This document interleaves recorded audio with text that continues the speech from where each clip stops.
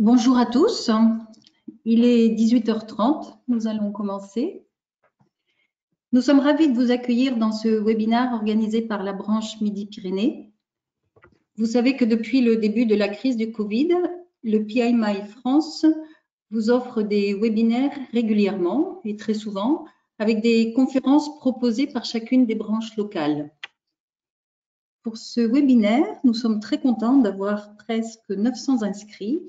Et actuellement, vous êtes déjà 233, 235, ça va très vite, connectés. Avant de démarrer et de passer la parole à notre conférencier, nous souhaitons remercier l'équipe de Luc-André Roche, qui est aux manettes techniques de ce webinaire. Cette conférence sera enregistrée dans son intégralité. Tous vos micros sont coupés. Pour des commentaires ou pour poser vos questions, vous pouvez utiliser la section questions dans le menu de l'outil. À l'issue de la présentation, nous aurons une session spéciale questions-réponses. Donc aujourd'hui, c'est Olivier Bonnefou qui va animer ce webinaire. Bonjour Olivier. Bonjour Isabelle. Donc Olivier a 20 ans d'expérience comme chef de projet dans le milieu industriel. Il est certifié PMP.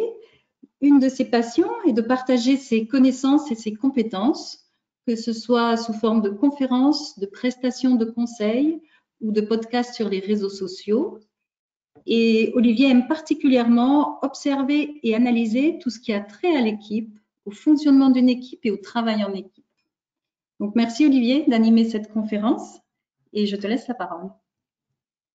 Un grand merci déjà au PMI pour me donner cette occasion une nouvelle fois de parler de choses que j'affectionne beaucoup.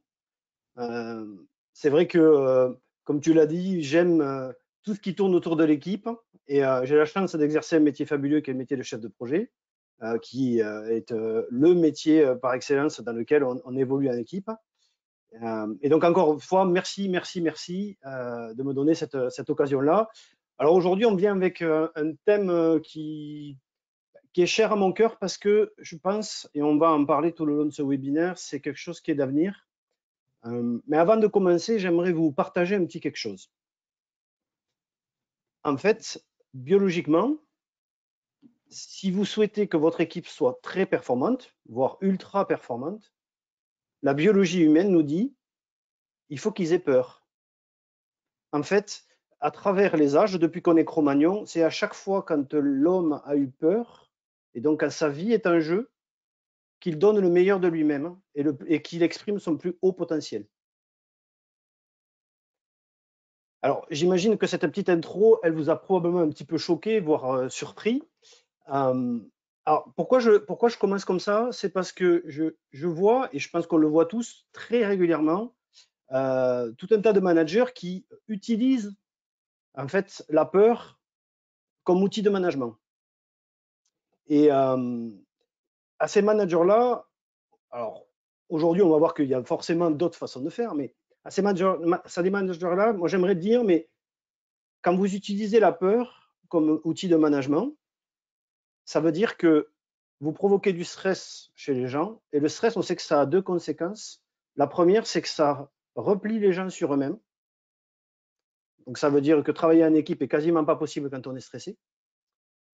Et la deuxième, c'est que ça focalise sur l'objet du stress et donc pas sur tout ce qu'il y a autour et les problèmes qu'on a à résoudre dans notre quotidien, au travail, sur des projets ou dans des entreprises, quel que soit le rôle que l'on a.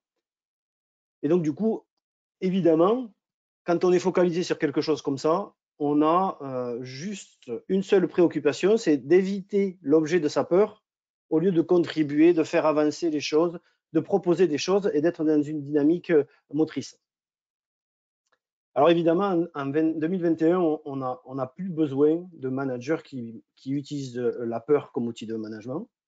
Ce qu'on a besoin, c'est d'équipes qui soient autonomes, qui soient résilientes. On est dans une période un petit peu compliquée. Et même quand tout ça sera derrière nous, on est dans, tous les futurologues le disent, hein, on est dans une période où ça va continuer à s'accélérer. On parle de disruption, on parle d'intelligence artificielle qui vont complètement bouleverser la façon dont on travaille. Et donc, on a besoin d'équipes qui fonctionnent et qui s'adaptent à ce genre de change. Et les équipes super performantes, c'est exactement ce qu'elles font. Alors, avant d'aller dans comment on fait pour transformer son équipe en équipe super performante, je pense que c'est intéressant de se poser la question, finalement, qu'est-ce que c'est que la super performance? Alors, je pense que vous connaissez tous cette formule. 1 plus 1 égale 3, c'est la formule par excellence de l'équipe. C'est-à-dire, on est une équipe, on est un collectif, dès lors que la somme de ce que l'on produit comme résultat est supérieure à la somme de ce qu'on sont capables de produire les gens individuellement.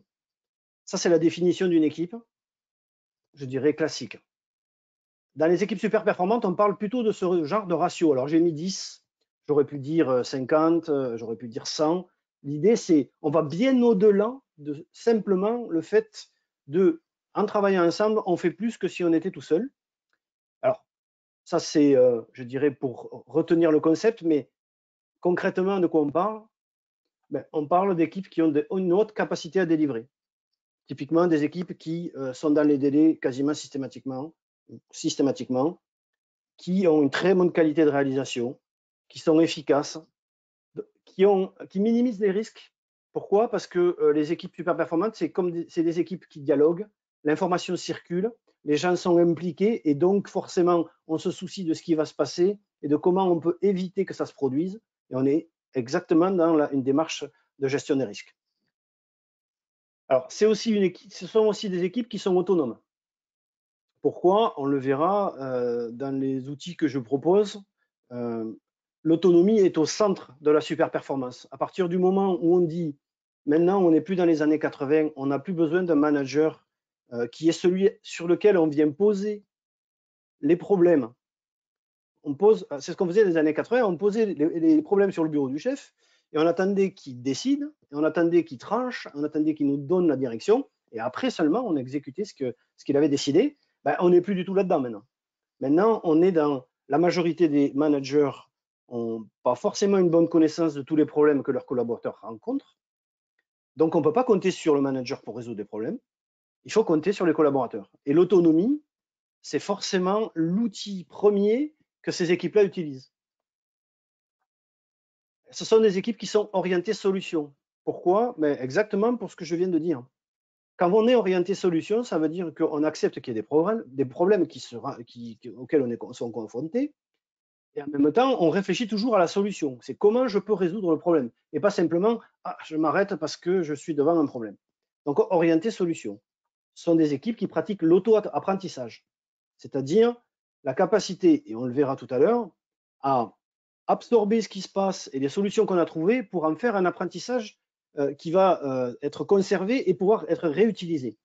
Ce sont aussi des équipes qui pratiquent l'apprentissage croisé, c'est-à-dire j'ai appris quelque chose, mais parce qu'on est une équipe et que l'information circule et qu'on s'entend bien, eh bien, je le diffuse aux gens et les gens, ils apprennent aussi. Et ça, c'est très important. On parlait tout à l'heure d'autonomie. L'autonomie, forcément, elle nécessite de cet apprentissage, cet auto-apprentissage et cet apprentissage croisé. En fait, ce sont des équipes qui, naturellement, ont tendance à créer un environnement qui est hyper motivant et très, très enrichissant. Alors, quand j'ai réfléchi à ce concept d'équipe super performante, je me suis posé la question, mais finalement, comment on peut faire pour développer des équipes super performantes? Et donc, en creusant un petit peu, j'ai identifié à peu près 6 principes que si vous appliquez ça dans votre management de tous les jours, ben, petit à petit, votre équipe va se transformer. Alors, ici, on parle d'équipe au sens assez large, c'est-à-dire ça peut être une équipe projet. Si vous êtes chef de projet ou membre d'une équipe projet, quand je dis équipe, ça peut être l'équipe projet. Ça peut être un service dans une entreprise. Si vous travaillez dans une PME, ça peut être l'entreprise en elle-même. C'est à chaque fois que collectivement, on a une mission et des tâches à remplir. Et pour moi, j'insiste bien là-dessus parce que c'est vraiment le cœur du message que j'aimerais vous délivrer aujourd'hui. Ce webinaire, il sera réussi si tout à l'heure, à la fin, quand on aura terminé les questions, vous avez sélectionné un ou deux principes parmi ceux que je vais vous présenter et que vous décidez de le mettre en œuvre dès demain. Pour moi, si on arrive à ça, le webinaire, il aura servi à quelque chose. L'idée, c'est vraiment d'arriver à passer un message autour de on peut tous, et c'est à la portée de tout le monde, transformer son équipe en équipe super performante. Ça prend un petit peu de temps, mais c'est surtout une question de démarche. Et ce que je présente aujourd'hui, c'est véritablement cette démarche-là. Alors, je disais 6 principes. Le premier, qui est pour moi le principe fondateur, c'est donner du sens. Donner du sens, ça veut dire quoi? Ça veut dire que chaque matin, il faut que chaque membre de l'équipe se lève en sachant pourquoi il vient travailler. Pourquoi? Qu'est-ce qui l'amène à l'équipe? Quel sens il y a derrière ce que l'on fait? Et par sens, j'entends la finalité, mais aussi quelle contribution, qu'est-ce que ça apporte aux autres. Donc, on aura l'occasion d'aller un peu plus en détail sur ce principe-là. Parmi les 6, j'en ai sélectionné 2 sur lesquels je vais aller un petit peu plus en détail. Et celui-là, il me semble être très important. Si vous donnez du sens à votre équipe, là, on sent bien qu'on a une équipe qui est engagée quand elle sait pourquoi elle se lève le matin, quand elle sait pourquoi elle va travailler, quand on sait pourquoi on fait les choses. Donc la première chose, donner du sens. On verra une série d'outils et on parlera notamment de vision. Qu'est-ce que c'est que la vision? On aura l'occasion de le développer. Cette vision-là, elle permet vraiment de donner du sens. Donc, premier principe, donner du sens. Deuxième principe, développer. Alors, développer, l'idée qu'il y a derrière, c'est en tant que manager, et là encore, en tant que chef de projet, en tant que chef d'entreprise ou en tant que manager d'une entité, d'une équipe, on devrait avoir tous l'obsession, juste après le fait de créer une vision pour donner du sens, de développer nos équipes. Développer, ça veut dire trouver le match parfait entre les missions dont vous avez besoin, ce que vous avez besoin que votre équipe fasse, et les besoins et les envies de chacun des collaborateurs. Si vous trouvez le match parfait entre ces deux choses, alors vous êtes en plein en train de développer votre équipe. Et là encore, on sent bien, quand on a un manager qui est soucieux de faire matcher, alors faire matcher, ça ne veut pas dire qu'on y arrive tout le temps. Ça ne veut pas dire que c'est à 100%. Mais déjà, quand on a cet axe de vue, quand on a cette perspective, en se disant, bon, je vais confier telle mission, est-ce que ça correspond à ce qu'elle a envie ou est-ce qu'elle a besoin? Là, on est dans le développement. Là, on crée vraiment une équipe. Au-delà du sens, de là où on va collectivement, il y a un sens individuel. Et pour former une équipe super performante, c'est très, très important de développer ce sens individuel. Donc, deuxième principe, développer. Troisième principe, connecter. Troisième principe, qu'est-ce que c'est? C'est finalement, on a vu, pour donner du sens et pour développer, il faut connaître les membres de son équipe. C'est fondamental. Si on ne connaît pas les gens, on va avoir du mal à savoir exactement de quoi ils ont besoin, qu'est-ce qu'ils ont envie, qu'est-ce qui fait sens et qu'est-ce qui ne fait pas sens pour eux. Connecter, c'est finalement une série de toutes petites choses qu'on peut faire tous les jours. Ça commence par exemple par, quand on dit bonjour le matin, on s'arrête et on écoute vraiment la réponse. Vous serez surpris, et même moi qui essaie de le pratiquer régulièrement, il y a des fois je me surprends encore à dire le bonjour ça va du matin et puis à passer à autre chose tellement rapidement que j'ai même pas entendu si la personne m'a répondu mais ça va ou ça va pas. Connecter, ça veut dire que par exemple quand il y a quelqu'un qui dit bon aujourd'hui ça va pas trop, eh bien on s'arrête, on discute. C'est exactement ça, c'est prendre le temps de connecter et de créer la relation humaine. Et elle est fondamentale cette relation parce que en tant que manager, si vous voulez donner du sens et développer, il faut être connecté. Je disais tout à l'heure, ça passe par des toutes petites choses et c'est vraiment, c'est aller boire le café en équipe, c'est faire un repas d'équipe de temps en temps, c'est vraiment des toutes petites choses qui, accumulées, se rappeler par exemple que telle personne elle avait un événement dans sa vie, des choses comme ça. Et c'est ces toutes petites choses qui font qu'on arrive à se connecter à l'équipe. Et pour avoir une équipe super performante, il faut un manager qui est connecté. Donc troisième principe, connecter. Quatrième principe, écouter et questionner. Alors là, c'est quelque chose qui est très utilisé par les coachs. C'est écouter au lieu de parler et questionner au lieu d'affirmer. Pourquoi? Parce que en tant que manager, vous avez a priori une position de responsabilité qui fait que si vous parlez en premier, les gens vont en moyenne se situer autour de votre avis. Et vous n'aurez pas l'occasion d'écouter ce que les gens avaient à dire en fait. Donc si vous voulez avoir une vraie vision globale de ce que pense votre équipe et pouvoir aller chercher des choses innovantes, des idées que vous n'auriez pas eues et que les gens se sentent en confiance, il faut d'abord écouter. De la même manière, quand vous cherchez à comprendre, il vaut mieux poser une question que affirmer, parce que poser une question, ça laisse ouvert au dialogue, alors qu'affirmer, ça a tendance à le fermer. Donc, 4e principe, écouter et questionner. 5e principe, interconnecter. Alors, interconnecter, ça sonne un petit peu comme connecter, et c'est exactement ça. Sauf que connecter, c'était le manager vis-à-vis de l'équipe. Là, c'est les membres de l'équipe entre eux. Alors là, de quoi on parle clairement? On parle de team building, on parle de faire échanger les gens, on parle de provoquer les discussions entre les gens, on parle d'échange.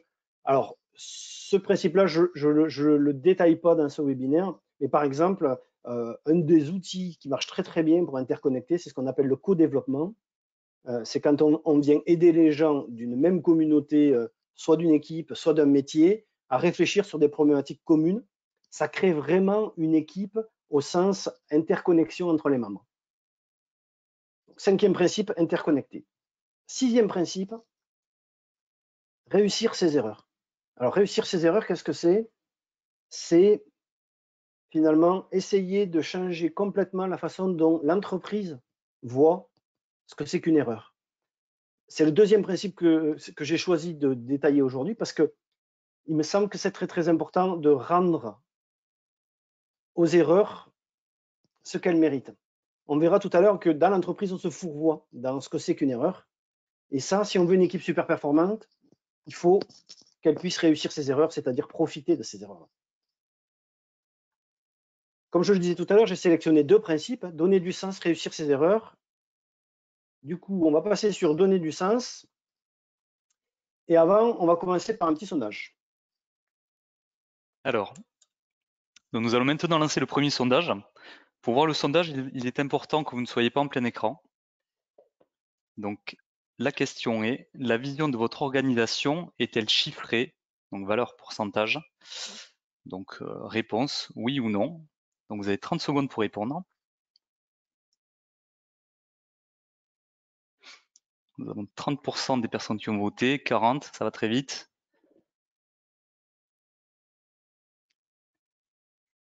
Il vous reste 5 secondes pour répondre. Voilà, le sondage est maintenant terminé.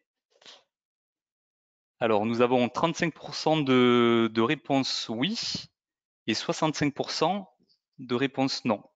Donc, je repasse maintenant la main à Olivier qui va commenter ces résultats. Alors ils me surprennent ces résultats, mais en même temps, ils me font plaisir. Parce que généralement, quand je pose cette question-là, la majorité des gens disent oui, oui, il y a forcément un chiffre dans la vision, dans ce qu'on me projette de l'organisation, dans le où on va. Là, vous répondez 65% non, ben, c'est très très bien. Ça veut dire qu'effectivement, vous évoluez dans des environnements qui, a priori, comprennent ce que c'est qu'une vision. Et ça, c'est très très important. Et quand on veut développer une équipe super performante, la vision, c'est le premier outil. Alors, si on va un peu plus loin, qu'est-ce que c'est que la vision? La vision, par exemple, si on est sur cette image-là, c'est la montagne qu'on voit au fond. C'est l'objectif, mais dans le sens, je voudrais aller là. C'est un idéal. Ça fonctionne un petit peu comme l'horizon, vous savez, d'un voyageur. Quand vous marchez, l'horizon se déplace. La vision, c'est la même chose. C'est quelque chose d'un peu flou, c'est quelque chose d'un peu idéalisé. C'est quelque chose qu'on aimerait bien. Et c'est pour ça que, non, pour bien faire une vision, elle ne doit pas contenir de chiffres. C'est quelque chose qui doit laisser place un petit peu à l'imagination et à l'imaginaire et presque au rêve. Alors, par exemple, si on essaye de se mettre dans un contexte projet, imaginons on est dans une équipe projet, on a un client qui est très très important et qui est stratégique pour l'entreprise. Et il se trouve que depuis 1 ou 2 projets, on a bien réussi les objectifs du projet, mais finalement, on n'avait pas une très très bonne relation avec le client. On n'avait pas une proximité client très très proche. On pourrait se donner comme vision dans le projet, dans ce nouveau projet qui démarre, de dire, ben, moi, la vision que je me donne, c'est, OK, on va réussir les objectifs du projet, ça c'est mandatory, mais par contre, c'est de réussir ce projet en créant cette proximité avec le client. Et ça, vous voyez, c'est pas un chiffre, c'est pas un objectif chiffré, c'est vraiment, c'est une intention. On essaie d'aller vers là.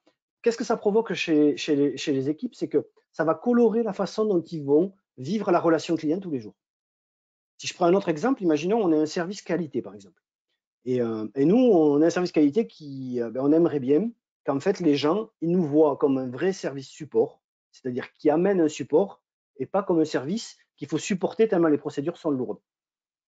Eh bien, si on met cette vision-là, on voudrait être perçu comme un service support, forcément, les attitudes, la façon d'aborder les problèmes de l'équipe va être complètement différente. Ça va colorer, encore une fois, la façon de vivre les choses. Ça va transformer la façon de vivre son métier. Et puis, au final, ça va faire que les gens, ils se lèvent le matin en sachant pourquoi ils vont travailler. Ils ne vont pas travailler pour remplir un tableur Excel, pour faire un planning, pour faire une analyse de risque. Ils vont travailler pour quelque chose de beaucoup plus grand. Et la vision, c'est ça. La vision, c'est intéressant, mais ce qui est aussi intéressant, c'est la stratégie. Deuxième outil, quand on a défini la vision, c'est finalement c'est la route qu'on voit sur cette image pour aller à la montagne. C'est comment je m'y prends. Et là encore, on n'est toujours pas avec des choses chiffrées. On est dans quel est le chemin que je pense qu'il faut qu'on en emprunte pour essayer d'atteindre cette vision que finalement on n'atteindra jamais, parce qu'au fur et à mesure, on va réévaluer et on va se redonner une autre vision, plus ou moins proche de celle d'origine. Une fois qu'on a fixé la stratégie, là, on passe aux objectifs. Et là, je rencontre très souvent des équipes qui, objectifs, elles maîtrisent. On a tous entendu parler de l'acronyme SMART.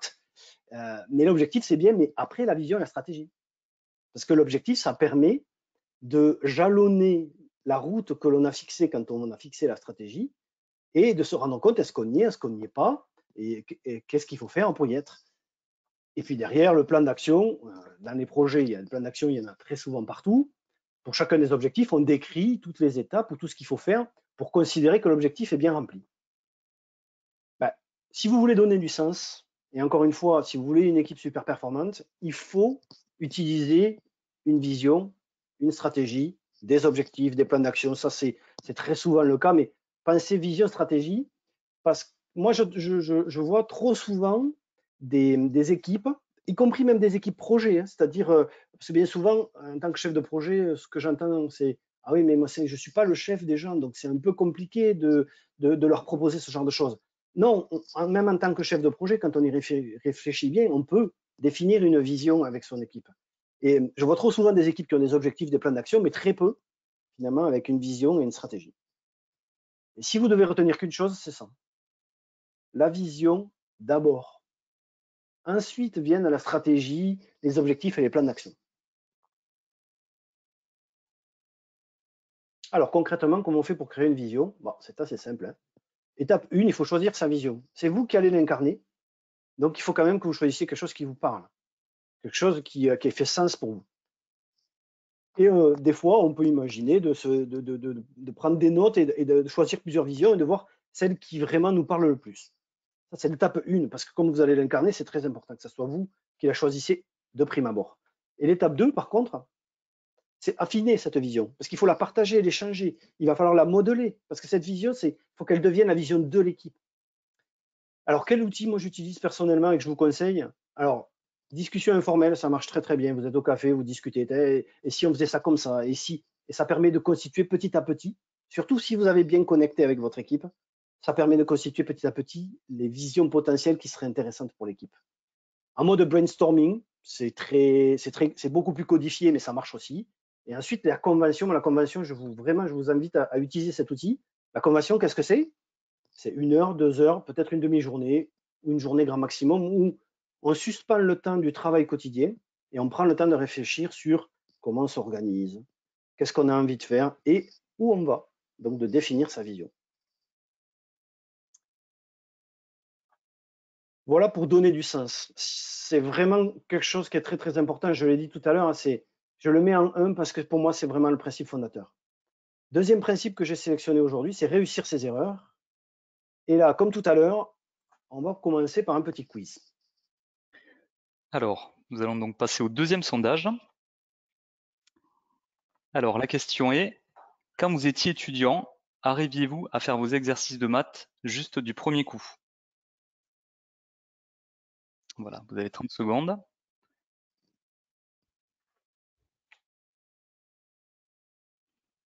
Nous avons déjà 60% des participants qui ont voté, 65.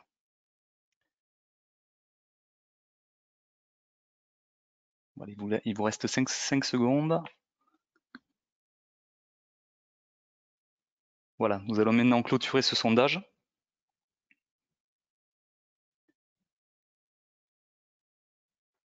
Alors, nous avons en résultat 18% de personnes qui ont répondu oui et 82% de réponses de personnes qui ont répondu non. Voilà, Olivier, je te rends la main. Merci. Et c'est bien normal. C'est bien normal parce que un exercice de maths, c'est fait pour s'exercer. Ça veut dire que on choisit un exercice pour pouvoir identifier les erreurs que l'on fait et pouvoir continuer à apprendre la partie que l'on n'aurait pas assimilée. Donc évidemment que quand on fait des exercices de maths, on ne les fait pas bons du premier coup tout le temps. Parce que l'erreur, c'est un processus d'apprentissage. Il se passe exactement la même chose quand vous avez appris à marcher. Et c'est là que je trouve vraiment qu'il y a quelque chose à faire dans le milieu de l'entreprise, parce que autant dans le milieu éducatif, c'est très assumé et c'est bien intégré. L'erreur, c'est pas grave, parce que on apprend, on est là pour faire des erreurs, pour apprendre. Et de toute manière, on sait que biologiquement, nous, les êtres humains, on est câblés pour faire apprentissage, essai, erreur. C'est comme ça qu'on fonctionne. C'est comme ça que vous avez appris à marcher, c'est comme ça que vous avez appris les maths, c'est comme ça que vous avez appris tout ce que vous avez appris et que vous continuez à apprendre tout au long de votre vie. Donc, dans le milieu éducatif, il n'y a pas de problème. Et puis, on se retrouve dans le milieu de l'entreprise et de quoi on parle? On parle zéro défaut, bon du premier coup, il ne faut pas faire d'erreur. Ben, honnêtement, moi, ça me pose problème. Ça me pose problème parce que le milieu de l'entreprise, il n'a pas compris une chose. Si vous faites des erreurs, c'est que vous êtes en train d'apprendre. Ça, je pense que c'est clair pour tout le monde. Mais du coup, on a dit tout à l'heure au début qu'on était dans un monde un petit peu incertain, dans lequel il fallait augmenter la résilience des équipes, dans lequel il fallait s'adapter. Du coup, s'adapter, ça veut dire qu'on ne savait pas faire avant, donc il va falloir apprendre, donc on devrait faire des erreurs. Mais si on dit aux gens qu'il ne faut pas faire d'erreurs, ça veut dire que du coup, on n'apprend pas et du coup, on ne s'adapte pas. Ben, du coup, ça veut dire qu'en empêchant les gens de faire des erreurs, on empêche nos organisations de s'adapter aux évolutions qui y a autour. Si on veut continuer à s'adapter, si on veut aller vers des choses innovantes, si on veut résoudre des problèmes qui n'existaient pas il y a un mois, il y a 6 mois, il y a un an, on n'a pas le choix. Il faut passer par l'erreur, puisque l'erreur, c'est le signe que nous sommes sur le chemin de l'apprentissage. Et ça, c'est totalement, c'est vraiment dans le milieu de l'entreprise. Alors, ça m'intéresse dans les questions tout à l'heure de voir si vous avez ce vécu-là, mais l'erreur, elle est vraiment diabolisée. Alors, quand j'en suis là, généralement, dans les discussions, les gens me disent « Ah, mais Olivier, oui, là, tu parles de petites erreurs, un peu du quotidien, on s'est trompé sur une petite chose et tout ça, mais non, là, dans l'entreprise, on parle des grosses erreurs, on parle de choses énormes qui peuvent avoir des grosses incidences. » Et alors, pour répondre à ça, je raconte souvent une petite histoire que j'aime beaucoup. En fait, quand j'ai commencé à travailler, moi, j'avais un collègue qui me disait, mais il avait des marottes, en fait. Il s'appelait Frédéric. Et Frédéric, il aimait réfléchir sur les choses et il avait des espèces de petites marottes et des petites, des sortes d'adages. Et il en avait un, il disait, mais tu sais, il y a un truc qui existe, ça s'appelle le droit à l'erreur. Et le droit à l'erreur, on dit, ben, oui, je te donne le droit à l'erreur, ça veut dire que tu peux te tromper. Mais les gens se trompent, en fait, avec le droit à l'erreur. C'est paradoxal. Ça n'a rien à voir avec le laisser-faire. Parce qu'il y en a qui disent, oui, mais si tu, en tant que manager, tu donnes le droit à l'erreur à ton collaborateur, ben, ça veut dire que tu laisses faire tout et n'importe quoi. Et ils disent, non, non, ça n'a rien à voir avec laisser faire. Le droit à l'erreur, ça n'a aussi rien à voir avec pardonner. Parce que pardonner, ça voudrait dire que, voilà, on a quelque chose, on a à se racheter. Or, on n'est pas en train de dire ça, on est en train de dire que l'erreur, ça permet l'apprentissage. Donc, donnez le droit à l'erreur. Si vous donnez le droit à l'erreur à votre équipe, vous leur donnez simplement le droit d'apprendre. Et vous leur donnez la possibilité d'apprendre. Et ça, c'est fondamental. À partir du moment où vous raisonnez comme ça, les gens, ils vont venir vous apporter tout un tas de choses. On a des équipes qui, dès qu'elles réalisent qu'en fait, l'erreur n'est pas grave et qu'on peut en faire et que c'est normal, eh bien, elles essayent des choses et on découvre tout un tas de choses et on résout des problèmes. On disait tout à l'heure en introduction, un des objectifs des équipes super performantes, c'est de faire que le manager ne soit pas au centre en permanence de tous les échanges d'informations, mais que les gens aient une certaine autonomie et qu'ils puissent résoudre des problèmes. S'ils n'ont pas le droit de faire des erreurs, ils ne résoudront pas de problème, ils n'essaieront pas. Si vous voulez qu'ils résolvent des problèmes tout seuls, il faut leur donner le droit à l'erreur. Il faut leur permettre d'apprendre. Frédéric, mon collègue, il avait aussi quelque chose que je trouvais très très bien, justement à propos des énormes erreurs. Il disait ça, il disait, Olivier, si tu fais une erreur, bah, c'est ta responsabilité. C'est certes un apprentissage normal, mais du coup, il faut que tu essayes d'en tirer une leçon. Il faut que tu essayes de réparer les conséquences de cette erreur. Et surtout, il faut que tu mettes en place quelque chose pour que la prochaine fois, tu fasses mieux. Mais si tu fais une énorme erreur, une grosse erreur, c'est la faute à ton manager, il aurait dû savoir que tu étais incompétent. Et en tant que manager, il faut qu'on réalise que nous avons la responsabilité de définir correctement les missions de nos collaborateurs en adéquation avec leurs compétences et de leur donner les moyens de réussir. Ça veut dire quoi? Ça veut dire que petite erreur, on est dans l'apprentissage normal. Grosse erreur, c'est le chef qui s'est trompé. Il aurait dû savoir que ça n'allait pas marcher. C'est son rôle, définir des missions et donner les moyens. On disait tout à l'heure, un des principes très très importants, c'est de développer. Si vous voulez une équipe super performante, il faut être dans l'obsession de développer son équipe. Ça veut dire quoi? Ça veut dire être dans l'obsession de arriver en permanence à trouver le match entre la mission que vous donnez et l'envie, le besoin de la personne. Et parfois, vous serez peut-être conduit à donner des missions où vous dites, ben là, la marche, elle est peut-être un peu haute. Et dans ces cas-là, il y aura une réflexion à mener. Est-ce qu'on met quelque chose en place? Et c'est ce qu'un bon gestionnaire de projet, on appelle de la gestion de risque. C'est-à-dire qu'à chaque fois que vous confiez une mission, soit elle est maîtrisée ou à peu près, et vous donnez les moyens à votre collaborateur de réussir et ça marchera. Soit la marche est un peu haute et il faut peut-être être un peu plus présent. Il faut faire peut-être un peu de tutorat, un peu de coaching, ou permettre à l'équipe d'aider un nouvel arrivant, par exemple. Mais ce qu'il faut retenir, c'est ça, c'est petite erreur, on est sur l'apprentissage.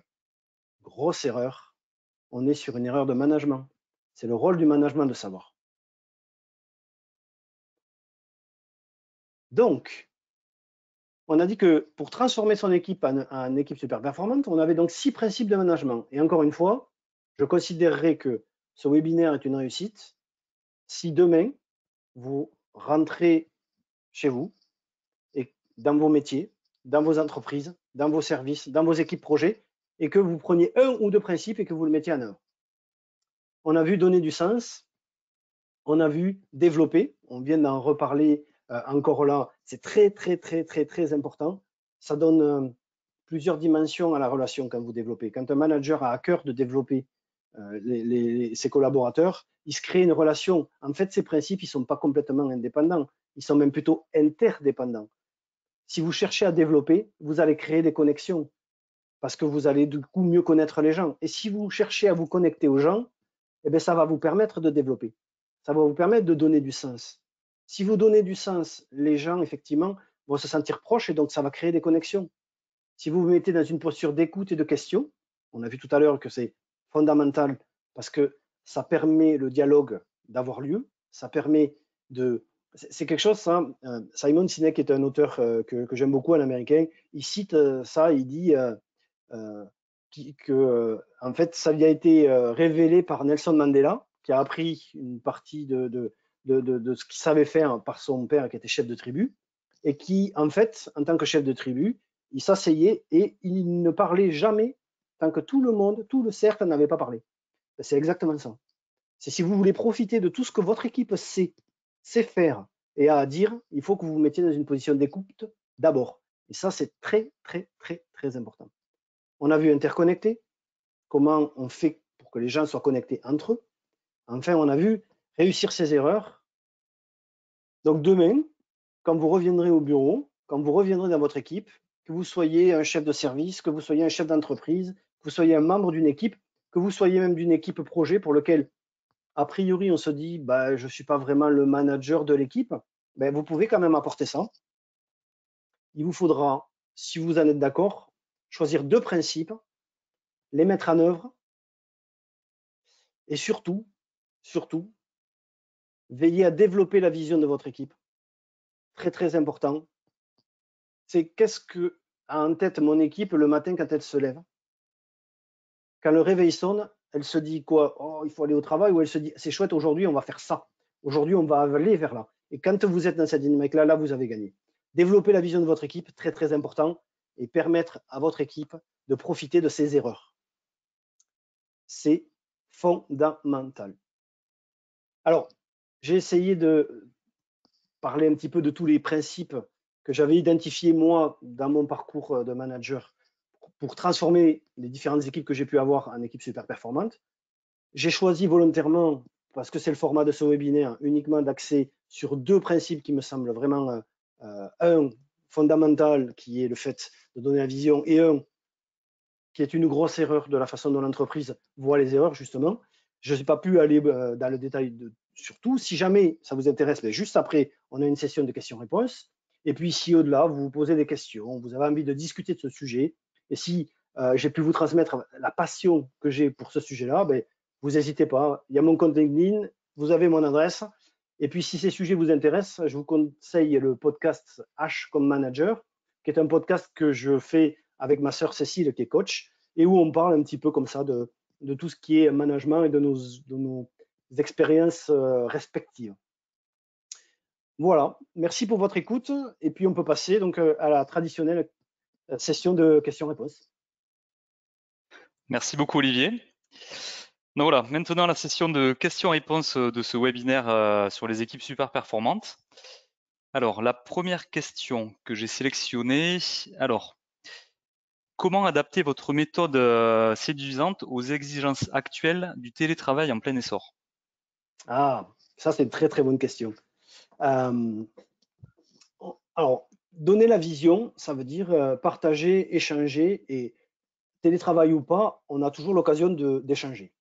En fait, chacun des principes, vous pouvez les adapter de façon assez concrète. Par contre, il y a peut-être une astuce qu'il me semble intéressante de partager, et qui m'a été partagée par un membre de la communauté PMI lors d'un CDD justement qu'on faisait à Toulouse. C'est quelqu'un qui est chef de projet et qui, lui, sa caractéristique, c'est qu'il n'a des équipes que en distanciel et très souvent à l'international. C'est-à-dire qu'il n'a jamais une équipe physiquement réunie sur le même lieu. Et bien, qu'est-ce qu'il fait pour se connecter, pour avoir cette capacité à discuter et à comprendre l'autre?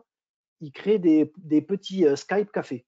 C'est-à-dire, il dit à un collègue, il dit, dans 5 minutes, si tu veux, on prend un café par Skype. Et bien, typiquement, moi, j'ai expérimenté ça pendant le premier confinement avec mon équipe.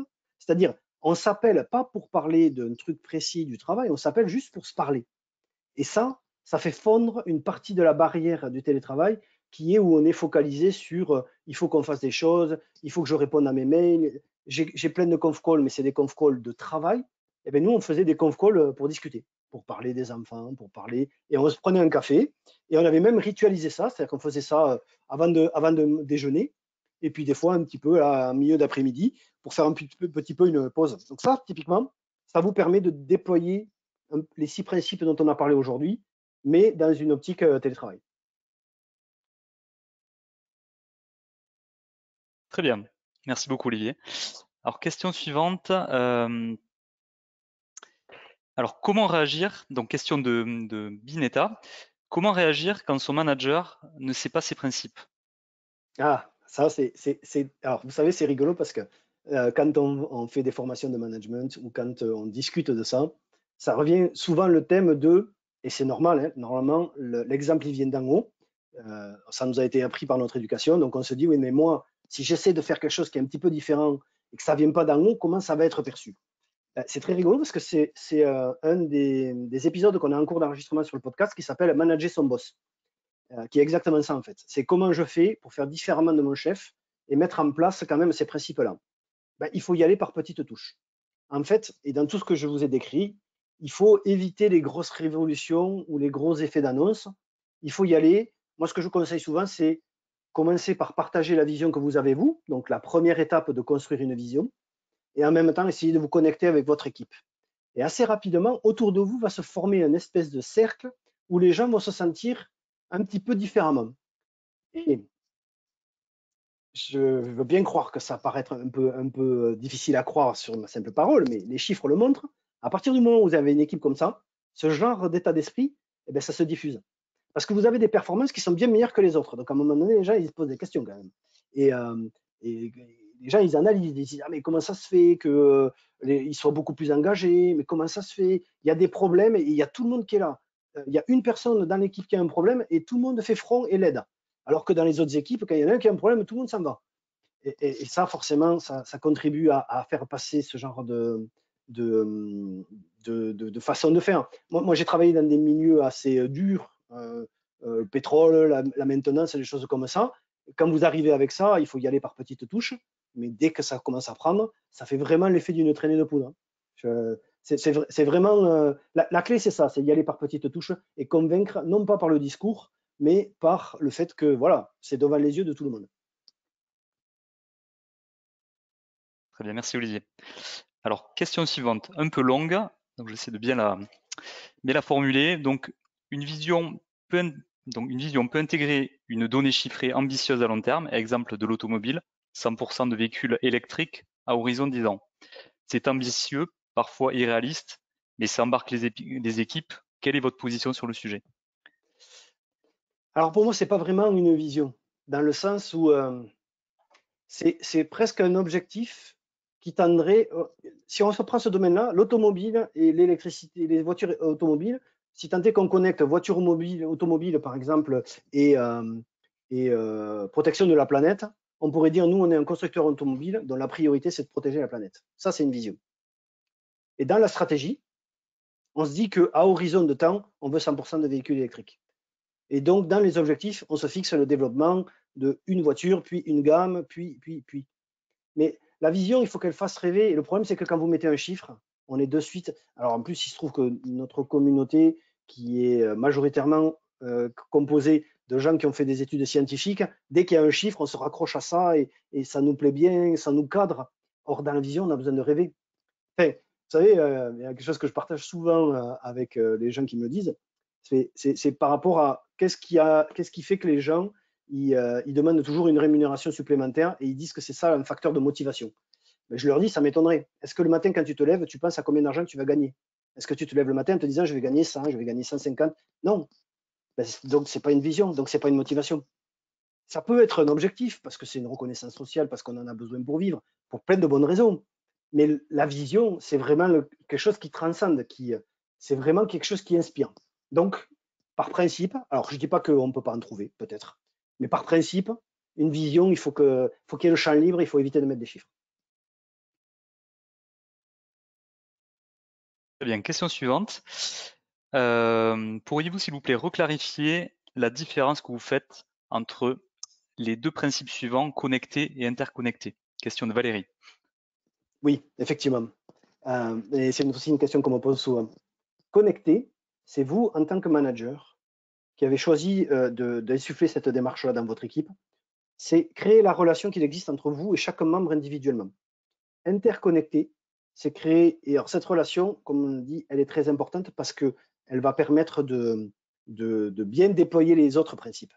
Interconnecté, c'est créer les relations entre les gens, c'est favoriser. En fait, naturellement, quand vous travaillez sur un objet commun, c'est pour ça qu'on monte des équipes projets, on donne un objectif commun à une équipe avec des choses à faire, une horizon de temps et des objectifs à remplir. Et du coup, les gens se resserrent et créent cet esprit d'équipe, justement. Et ça va se faire naturellement. Si vous êtes proactif là-dedans, ça va se faire d'autant plus rapidement et avec des liens d'autant plus forts que vous allez retrouver des gens qui sont partis de l'équipe, par exemple, et quand ils reviennent, de suite, ils se replongent dans l'ambiance et ils sont pas perdus longtemps.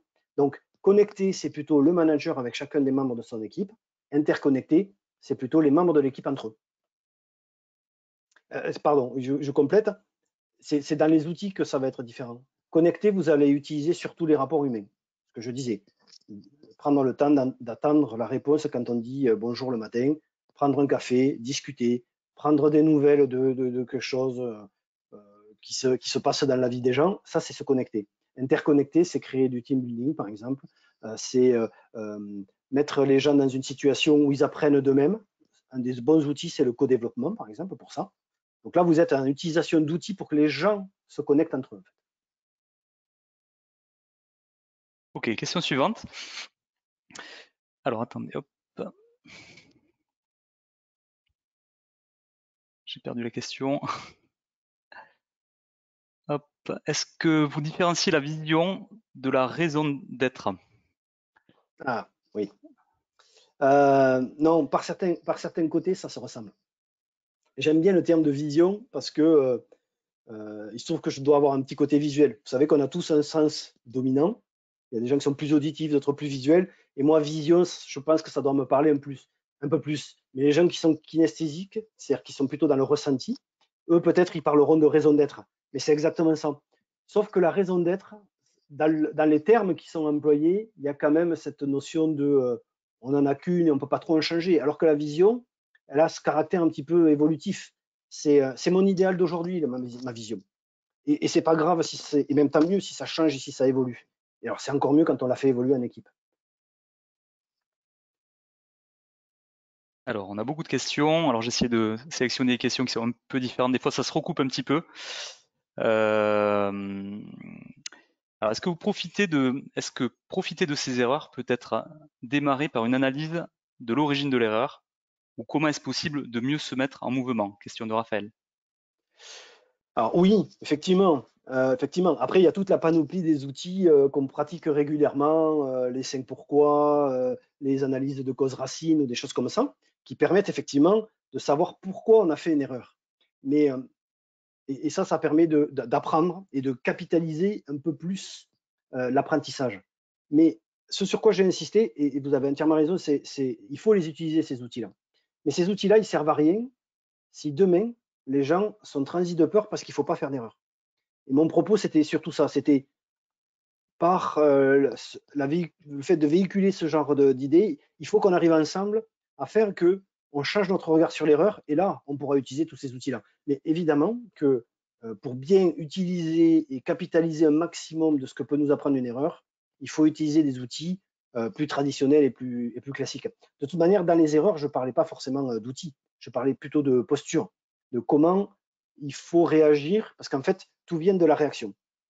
Si, quand un de vos collaborateurs fait une erreur, vous réagissez en étant tendu, ce qui peut arriver parce que les conséquences vous posent des problèmes, hein, ben vous donnez un message qu'on ne peut pas faire des erreurs.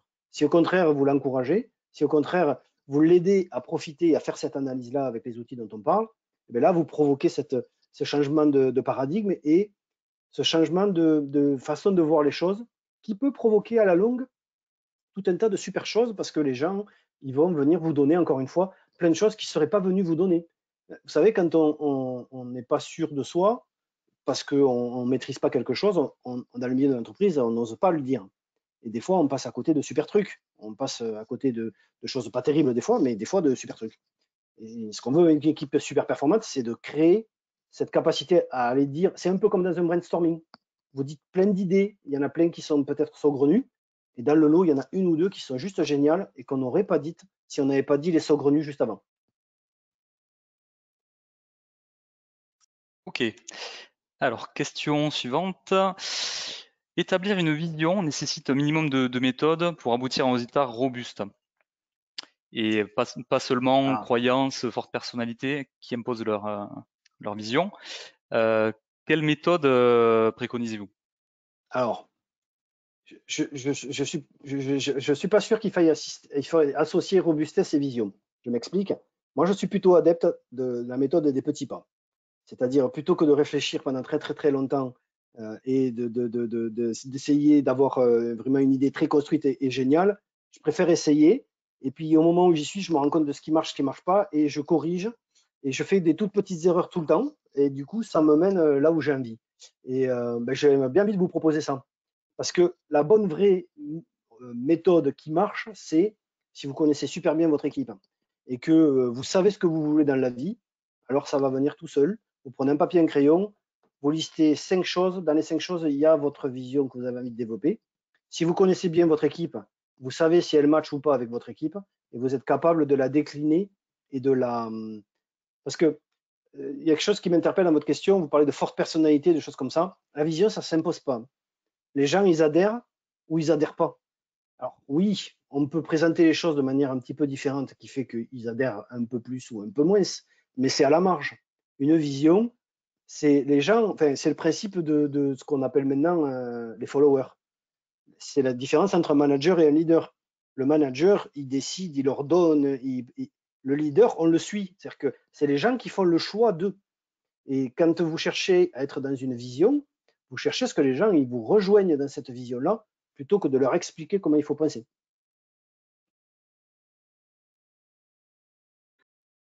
Alors, on a pas mal de questions sur le télétravail. Alors, c'est un peu, tu as déjà un peu répondu, Olivier, mais si tu veux peut-être approfondir un peu cette Oui, partie-là, bien on a sûr. notamment la Oui, bien question sûr. de Anne. Comment faire de l'interconnexion au quotidien lorsqu'on est en télétravail? Voilà, on a plusieurs questions Ah, qui tournent un peu de ça. Si tu peux peut-être élargir un peu le oui, bien sûr, bien sûr. du. Alors, typiquement, moi, un exercice que j'aime bien beaucoup, c'est, alors je ne suis pas du tout certifié Lego Serious Play, mais quand j'étais gamin, j'adorais les Lego et ça m'est resté en temps adulte en fait. Et en team building, j'aime bien faire des trucs avec des Lego. Et ce que je fais par exemple en télétravail, c'est ça. Pour savoir où on est un peu en année de comment les gens se perçoivent dans l'équipe ou comment ils se sentent en ce moment, un truc qui peut être rigolo, c'est chacun construit un Lego. Alors il faut que chacun ait des Legos chez soi. C'est vrai que si moi j'ai la chance ou je sais pas d'avoir des gens à peu près de ma génération qui ont donc des enfants qui ont des Legos. Mais chacun fait son exercice de son côté, on se le montre et on se le commente. Et finalement, le fait de ne pas être dans une salle, on perd beaucoup de choses qu'on ressentirait si on était dans la salle, mais on gagne dans le fait que chacun est dans son environnement et chez soi en fait. L'inconvénient du télétravail, c'est que vous coupez une partie de ce qu'on ne voit pas avec les yeux, qu'on n'entend pas avec les oreilles et que l'on perçoit. C'est le magnétisme qu'il y a quand on est dans la même salle.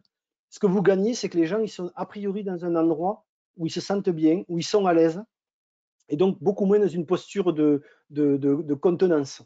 Donc, interconnecté, on va pouvoir travailler avec, alors là, je citais Lego Serious Play, mais on pourrait imaginer de faire des échanges. Enfin, alors, j'ai pas fait moi, par exemple, mais j'ai vu des équipes qui faisaient des concours de cuisine ou des choses comme ça. À chaque fois qu'on va créer, en fait, un passé commun qui n'est pas forcément du travail, on va créer ces connexions-là. Je ne sais pas si ça répond à la question. Oui, moi je trouve ça très clair. Merci. Alors, question suivante. Alors, en résumé, bon, pour faire un peu le parallèle avec toutes les méthodologies agiles, donc on a une question de Imad qui pose la question. En résumé, est-ce que c'est la notion de l'équipe autogérée et organisée en agile? Oui, il y a de ça. Il y a de ça. Et d'ailleurs, ça rejoint la question qu'on avait tout à l'heure sur comment on fait pour mettre en place ce genre de choses quand on a un boss qui n'est pas trop versé dans ce genre de choses. Ben, c'est le même problème que quand une équipe agile essaie de se mettre en mode agile dans un environnement au-dessus qui ne l'est pas. Mais ça tient un petit peu de l'agilité, ouais. Mais oui, oui, oui, je confirme. Alors, j'ai jamais pratiqué l'agilité dans le travail. J'ai essayé dans une vie antérieure, je faisais des méthodes de travail, et donc j'ai essayé de transposer ça au milieu industriel mécanique dans lequel j'évolue. C'est-à-dire que ne venant pas de l'IT, c'est une méthode qui est quand même très typée IT aujourd'hui, même s'il y a des tentatives de le faire passer au-delà des barrières, c'est très bien. Mais oui, je m'en suis inspiré parce que je trouve ça très, très intéressant. Redonner le pouvoir aux gens de s'auto-organiser, c'est leur donner la possibilité de résoudre les problèmes par eux-mêmes. C'est exactement, effectivement, ce qu'on cherche avec une équipe super performante. Très bien, merci Olivier.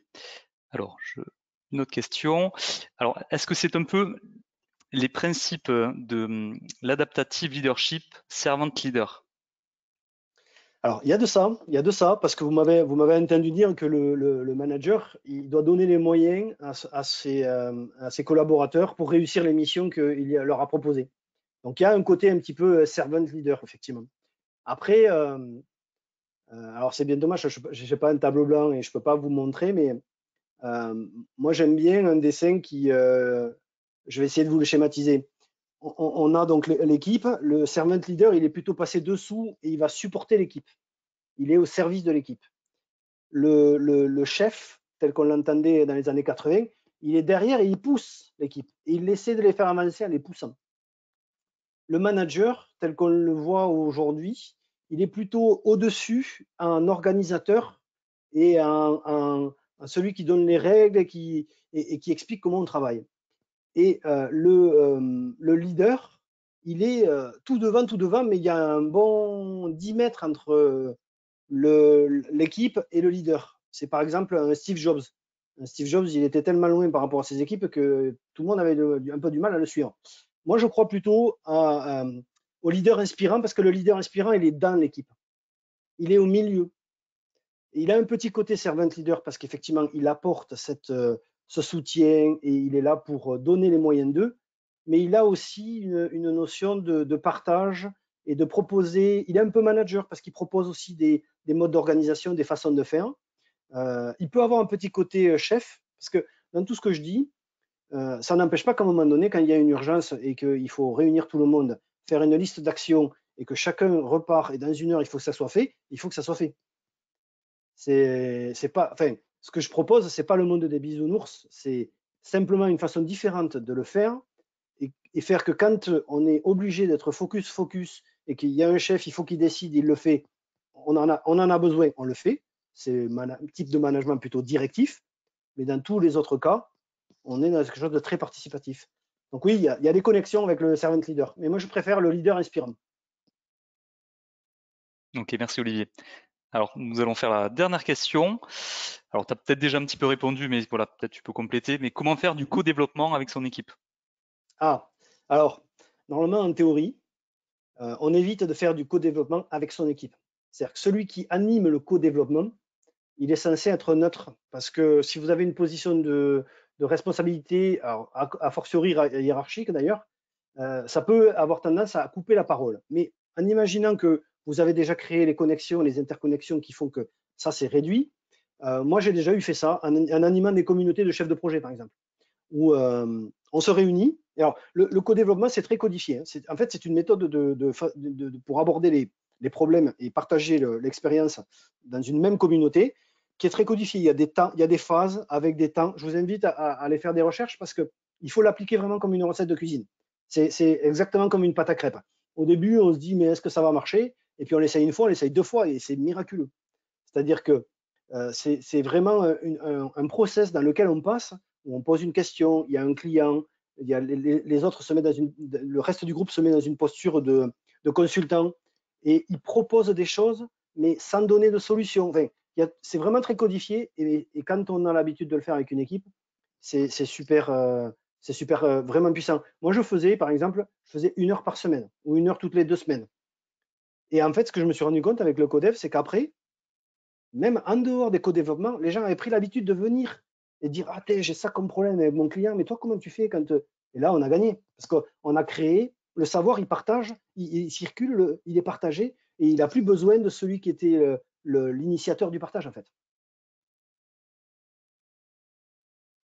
Ok, parfait. Merci beaucoup Olivier pour d'avoir répondu à toutes ces questions. Isabelle, je te laisse la main pour le mot de la fin.